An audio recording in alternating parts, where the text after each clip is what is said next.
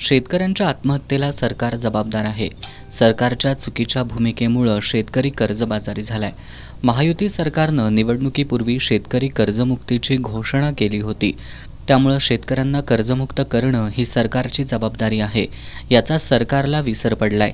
यासाठी 19 फेब्रुवारी ते 19 मार्च म्हणजेच छत्रपती शिवाजी महाराज जयंती ते साहेबराव करपे कुटुंबियांच्या स्मृतिदिनापर्यंत राज्यात एक महिनाभर जनजागरण करणार असल्याची माहिती शेतकरी संघटनेचे नेते रघुनाथ पाटील यांनी पत्रकार बैठकीत दिली आहे. शेतकरी कर्जमुक्ती, शेतीमालावरील निर्यात बंदी कायमस्वरूपी बंद करावी, 2 साखर कारखान्यांमधील हवाई अंतराची अट रद्द करावी या मागण्यांसाठी 19 मार्च रोजी पुणे आयुक्त कार्यालयावर मोर्चा काढला होता. त्यावेळी मागण्यांवर विचार करण्याचं आश्वासन सरकारनं दिलं होतं. तेव्हा 14 एप्रिलपर्यंत सरकारनं मागण्या मान्य कराव्यात, अन्यथा 15 एप्रिलपासून शहराकडे जाणारी साखर, दूध, भाजीपाला, फळं, फुलं आणि अन्नधान्य बंद करून राज्यभरात बेमुदत आंदोलन छेडलं जाणार असल्याचा इशारा शेतकरी संघटनेनं दिलाय.